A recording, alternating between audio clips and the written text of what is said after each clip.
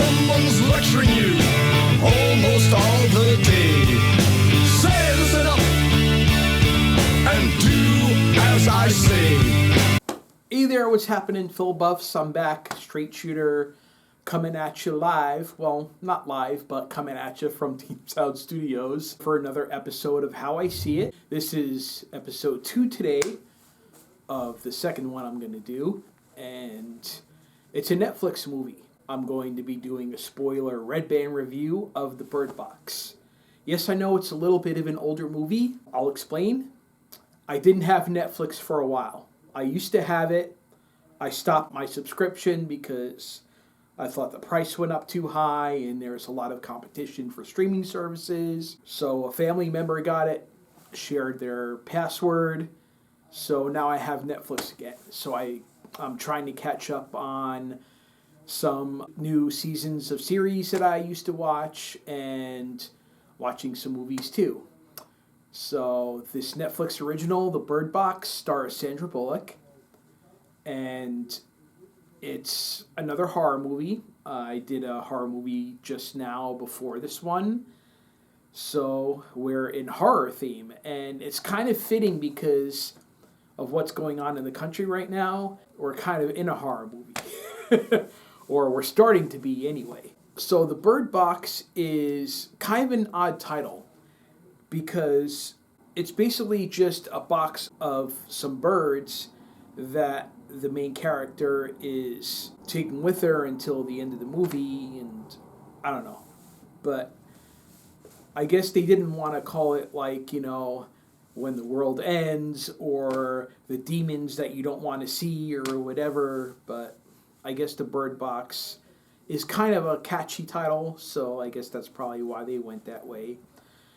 So here we go. So The Bird Box is about these demons that take over the earth, and when people look at them, they go crazy, they go suicidal, people want to kill themselves, and then there are these other people that worship the beings, and their job is to get people out of hiding so that they can look at them and witness their beauty or whatever, and either they become a believer or they end up dead. There's two different narratives.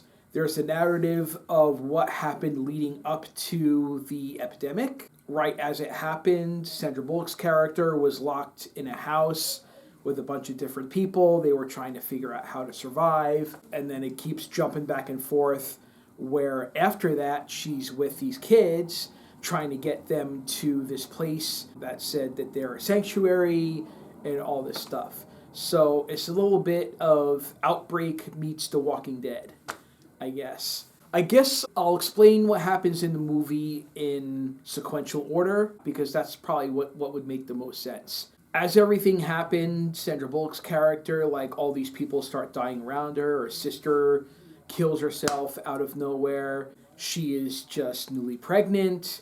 She was in the hospital, and people started going bats at the hospital. She found herself with a group of people that were survivors that were trying to escape what was happening. I guess instead of doing a first half is the beginning, the second half is afterward, they decided to do flashbacks, flash forward, flashback, flash forward, which, I'll be honest, wasn't the best way to go about it.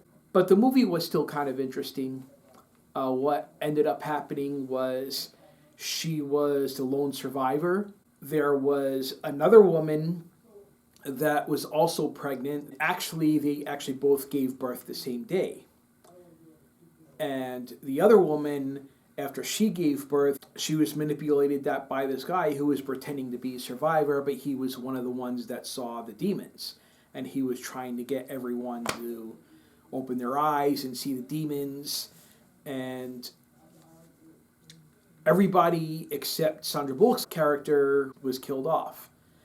And she was left to take care of the two kids. Her kid and the kid that the other woman gave birth to, until they turned 5, because it said 5 years ago and she was just pregnant. She decides, okay, let's look for this sanctuary. And she takes the kids, puts them in a boat in a river. They tell her, follow the river. You're going to go through some rapids. You're going to have to look.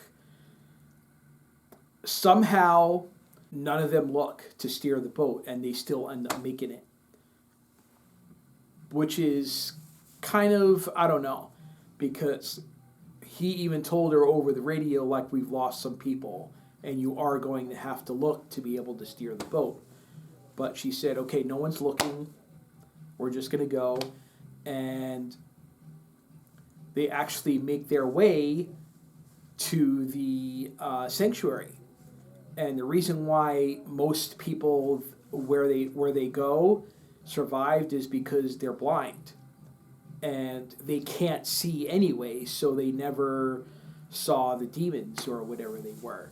And the other thing is they never actually showed the demons, the monsters or whatever, which I guess they figured it makes it more terrifying.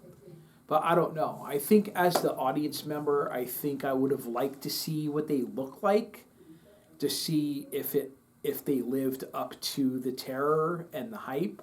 But then there are other people that, say you don't have to show me, just tell me. And they did go into a lot of descriptives about the demons themselves. Like, you could tell by some of the shots that they were big in size. They had like shadows for faces or something like that. So the birds survived. She found these 3 little birds when in the beginning part where she was with the other survivors, and she kept them. The kid held on to them and they let them go. And it's a happy ending. They're in like a utopia where the demons can't harm them or whatever because most of them can't see them. And that's pretty much the end of the movie. So, did I like the movie? It was decent. I think there were some choices made in the movie that weren't the greatest. Like I said, the disjointedness where they kept flashing back, flashing forward, flashing back, flashing forward.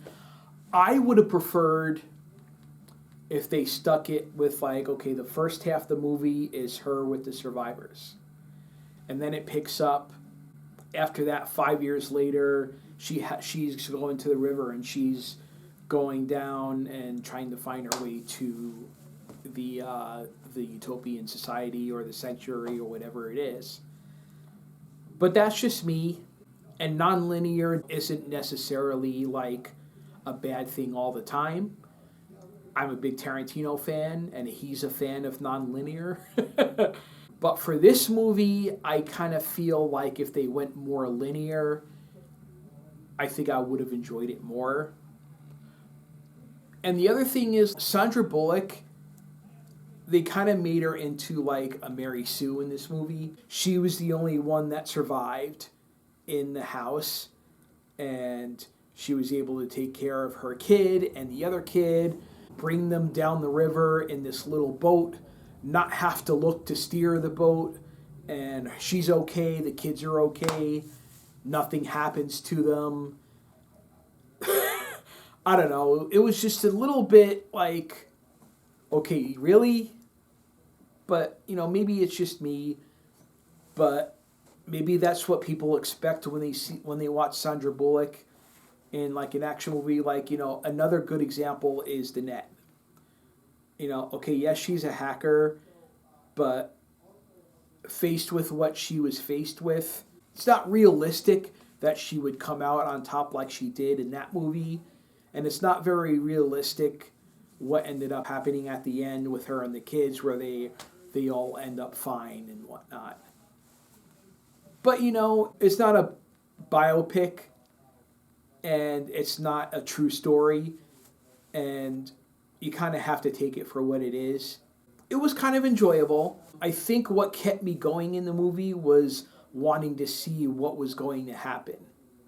And what ended up happening, it did disappoint me a little bit because it's unrealistic that nothing would happen to her or the kids, or the birds for that matter. Overall, how I see it is I will give the movie a B-. Update on the channel.